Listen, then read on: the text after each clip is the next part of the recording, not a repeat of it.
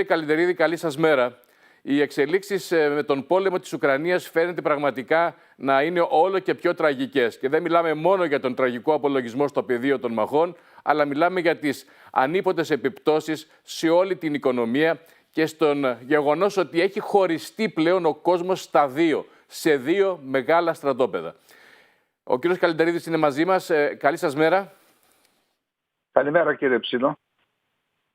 Ο κόσμος έχει χωριστεί στα δύο, αυτό συζητάμε, σε δύο μεγάλα στρατόπεδα και μάλιστα ο πόλεμος της Ουκρανίας αποδεικνύεται ότι ήταν η θριαλίδα για να ξεκινήσει ένας νέος ψυχρός πόλεμος και μάλιστα κάποιοι να φοβούνται ότι θα έχουμε και έναν θερμό πόλεμο, ίσως και πυρηνικό, ιδιαίτερα μετά την απόφαση του Προέδρου Πούτιν πριν λίγες μέρες να αναστείλει τη συμμετοχή της Ρωσίας στη συμφωνία New START που ουσιαστικά απαγορεύει την χρήση στρατηγικών πυρηνικών όπλων. Τι σημαίνουν όλα αυτά και πού τελικά οδεύει αυτή η κατάσταση και αν είμαστε στην παραμονή ημέρες αποκάλυψης, Doomsday τη λένε ήδη οι Αμερικανοί εν ώψη και μπροστά μας. Ναι, κύριε Ψήλο, ξέρετε, σε κάθε έγκλημα πρέπει να ψάξουμε και το κίνητρο και ποιος κερδίζει. Ο πόλεμος είναι ένα έγκλημα. Σε κάθε περίπτωση, ασφαλώς και την ευθύνη του πολέμου, μεγάλο μερίδιο της ευθύνης του πολέμου τον έχει η Ρωσία, η οποία και εισέβαλε σε μια ξένη χώρα. Όμως αυτό δεν δίνει απάντηση στο ερώτημα ποιος κερδίζει από αυτόν τον πόλεμο. Υπάρχουν σίγουρα κάποιοι δεν που κερδίζει κερδίζουν. ούτε η Ρωσία ούτε η Ουκρανία. Ο μεγάλος χαμένος είναι η Ουκρανία και κυρίως ο ουκρανικός λαός. Γιατί και στην Ουκρανία κάποιοι κερδίζουν και μάλιστα πολλά. Και αυτό δεν αποτελεί μια γενικολογία. Ο ίδιος ο κύριος Ζελένσκι απέπεμψε αρκετά στελέχη του Υπουργικού του Συμβουλίου και του Κρατικού Μηχανισμού ακριβώς επειδή είναι σε αυτούς που κερδίζουν. Εκτός από την... Εννοείται με φαινόμενα διαφθοράς και δωροληψίας. Ναι, εννοώ οικονομικές απολαβές. Μάλιστα. Δεν έχει σημασία αν αυτό είναι και με ποιον τρόπο γίνεται.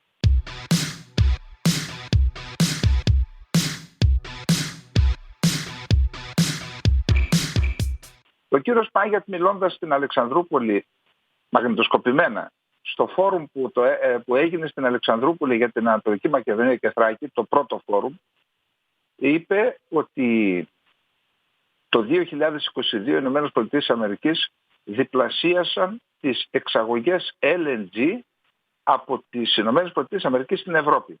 Και μέχρι το 2025... Και σε πολύ υψηλότερη τιμή. Και σε πολύ υψηλότερη τιμή από ό,τι παίρνουν για παράδειγμα το LNG οι αμερικανικές επιχειρήσεις, σε αμερικανικό έδαφος.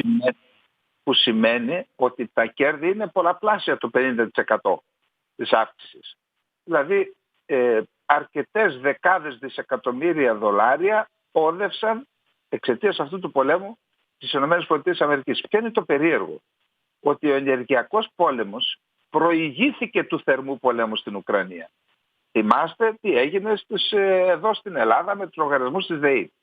Εν πάση περιπτώσει, βρισκόμαστε λοιπόν σε ένα σύνθετο πεδίο, του οποίου πεδίου το πιο εμφανές μέρος είναι ο πόλεμος στην Ουκρανία.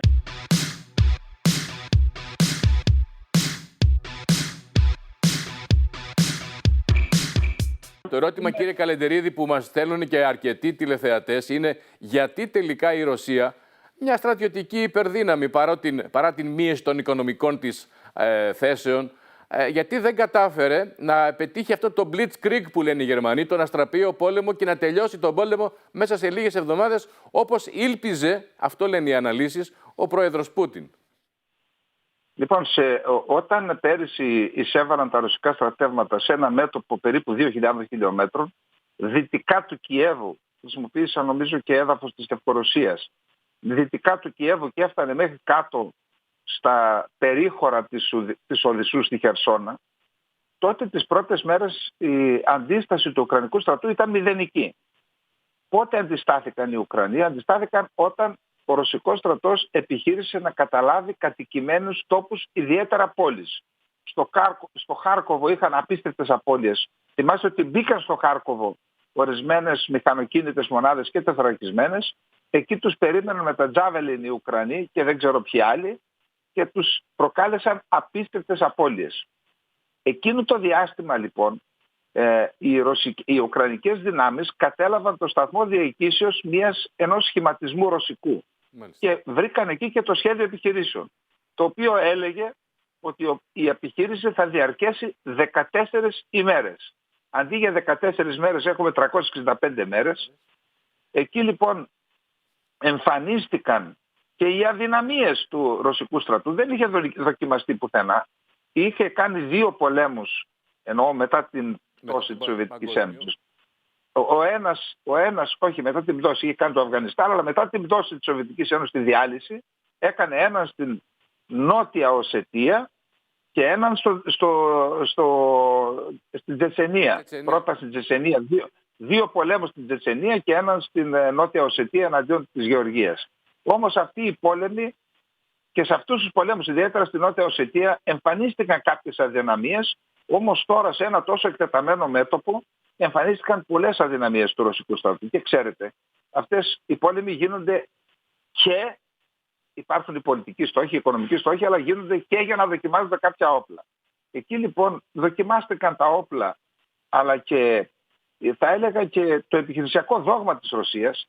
Η Δύση που παρακολουθεί στενά τις επιχειρήσεις εντόπισε αυτές τις αδυναμίες, έδωσε και τις απαραίτητες πληροφορίες, αλλά και τον απαραίτητο εξοπλισμό στην Ουκρανία, και η Ουκρανία κτύπησε στα αδύνατα σημεία τη Ρωσία στα μέτωπα της Ουκρανίας.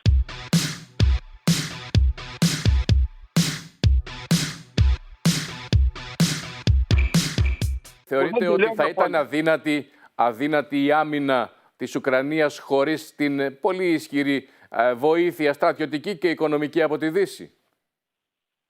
Ναι, θεωρώ ότι θα κατέρε. Δεν μπορούσε να αντέξει. Γιατί τα οπλικά συστήματα που είχε, όχι τώρα, που είχε ο Ουκρανικός στρατός, ήταν όλα σοβιετικής κατασκευής. Τα περισσότερα εργοστάσια βρίσκονται στο έδαφος της σημερινής Ρωσίας. Δεν είχε ούτε παρακαταθήκη ανταλλακτικών, δεν είχε ούτε αποθήκες πυρομαχικών ή δυνατότητα αναπλήρωσης των πυρομαχικών. Πιστεύω ότι όταν τελείωναν τα πυρομαχικά θα τελείωνε και ο πόλεμος. Όμως μπήκαμε σε μια διαδικασία αλλαγής των οπλικών συστημάτων. Πλέον ο Ουκρανικός στρατός αποκτά δυτικής κατασκευής οπλικά συστήματα, άρα αυτή η αδυναμία του Ουκρανικού στρατού εξαλείφεται, αλλά η Ουκρανία είναι πλήρως εξαρτημένη πλέον στον τομέα αυτό από τη Δύση. Άρα αν ρωτάμε πότε θα τελειώσει ο πόλεμος, ο πόλεμος θα τελειώσει ή εάν σταματήσει να πολεμάει η Ρωσία, ή εάν η Δύση κουραστεί να υποστηρίζει την Ουκρανία.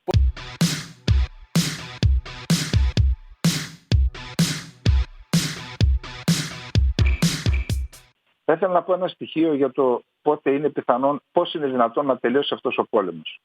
Η Ρωσία αποκλείεται να κάνει πίσω. Έχουμε και δηλώσεις του Μεντβέντεφ και είπε είναι δυνατόν να χάσουμε σε έναν τακτικό πόλεμο από τη στιγμή που έχουμε πυρηνικά, τότε γιατί τα έχουμε, είπε. Από την άλλη πλευρά ο Ζελένσκι λέει δεν πρόκειται να σταματήσει ο πόλεμος αν δεν ανακαταλάβω όλα τα εδάφη που έχει και καταλάβει δηλαδή. Όλα. Τι σημαίνει αυτό? Αυτό σημαίνει ότι θα πρέπει κάποιος να αποσύρει τη στήριξη από τους εμπλεκομένους. Το 2024 είναι προεκλογική χρονιά στις ΗΠΑ. Εκεί οι Ρεπουμπλικάνοι δεν στηρίζουν ομοθύμως τις επιλογές του Biden στο Ουκρανικό. Είναι πιθανόν λοιπόν το προεκλογικό έτος στις ΗΠΑ να έχουμε και μια διαφοροποίηση της πολιτικής των ΗΠΑ στο Ουκρανικό. Αυτό... σημειώσουμε εδώ, κύριε Καλεντερίδη, ότι η τελευταία δημοσκόπηση δείχνει σοβαρή μείωση του ποσοστού του αμερικανικού πληθυσμού που υποστηρίζει την συνέχιση του πολέμου και κυρίως τη συνέχιση της βοήθειας της αμερικανικής προς την Ουκρανία. Ναι, κύριε Ψήλο, ξέρετε, θα δούμε, δεν γνωρίζω να σας πω πώς θα διαχειριστούν οι Ρεπουμπλικάνοι το Ουκρανικό. Εάν το καταστήσουν ζήτημα στις αντιπαραθέσεις με τους Δημοκρατικούς, εκ των πραγμάτων πρέπει να διαφοροποιηθούν. Αλλιώς δεν μπορούν να κερδίσουν πολιτικά κάτι από αυτό. Εάν λοιπόν το καταστήσουν ζήτημα αντιπαράθεσης μεταξύ Δημοκρατικών και Ρεπουμπλικάνων, τότε εκτιμώ ότι η πίεση που θα ασκηθεί στο Λευκό Οίκο θα είναι μεγάλη και θα διαφοροποιηθεί η στήριξη. Και αν γίνει αυτό, είναι ζήτημα εβδομάδων να δούμε αλλαγές και στο πεδίο των μαχών, ίσως και στη βούληση του Κιέβου.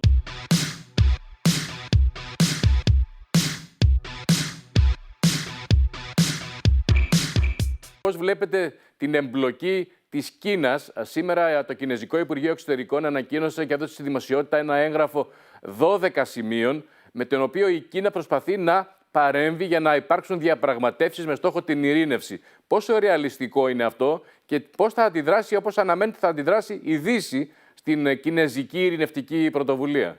Ξέρετε, ο μεγάλος κερδισμένος δεν είναι μόνο οι ΗΠΑ και το ΝΑΤΟ είναι ο μεγάλος κερδισμένος, διότι ο Μακρόν είχε πει λίγους μήνες πριν τον πόλεμο ότι το ΝΑΤΟ είναι εγκεφαλικά νεκρό και αποδείχθηκε, έδειξε πραγματικά αξιοθαύμαστα αντανακλαστικά, επανασυσπυρώθηκε, βρήκε ρόλο, άρα οι ΗΠΑ κερδισμένες, το ΝΑΤΟ κερδισμένη είναι και η Κίνα. Γιατί ξέρετε, οι σχέσεις Σοβιετικής Ένωσης Κίνας και Ρωσίας Κίνας ήταν πάντα, υπήρχε μια καχυποψία. Ένα σκεπτικισμός. Καχυποψία και από τη μία πλευρά και από την άλλη. Τώρα λοιπόν, εν ώψη του κινδύνου και της απομόνωσης και της αποδυνάμωσης της Ρωσίας, η Ρωσία έχει βάλει τις καχυποψίες. Ακούω την έκφραση από αναλυτές, υποτάσσεται η Ρωσία στην Κίνα για πρώτη φορά μετά από πάρα πολλά χρόνια. Και έτσι αναδεικνύεται πλέον η Κίνα σε μια παγκόσμια δύναμη και οι δύο πόλοι που θα αντιπάλλονται το επόμενο διάστημα σε έναν ενδεχόμενο ψυχρό πόλεμο δεν θα είναι η Ουάσιγκτον και η Μόσχα, θα είναι η Ουάσιγκτον και η Κίνα και η Μόσχα θα είναι απλά υποστηρικτική της Κίνας. Θεωρώ λοιπόν ότι αυτό το ειρηνευτικό σχέδιο ναι έχει τύχει ακριβώς γιατί μπορεί να χρησιμεύσει και σε αυτούς που είναι σκεπτικοί, στους σκεπτικιστές στη Δύση απέναντι στη στήριξη που δίνεται μέχρι τώρα στην Ουκρανία σε αυτόν τον πόλεμο. Μπορεί δηλαδή να είναι μια λύση για όλους. Μακάρι. Πάντως ούτως ή άλλως αναδεικνύεται ο διεθνής διαμεσολαβητικός ρόλος της Κίνας και του Πεκίνου σε αυτόν τον πόλεμο. Κύριε Καλεντρίδη, ευχαριστούμε πάρα πολύ για την εξαιρετική ανάλυση σας. Να τα πούμε και τις επόμενες ημέρες, καθώς θα έχουμε εξελίξεις αυτό το τριήμερο. Ευχαριστούμε πολύ τον Σάβα Καλεντερίδη, τον εξαιρετικό στρατιωτικό αναλυτή, για το ρεπορτάζ και τις απόψεις του.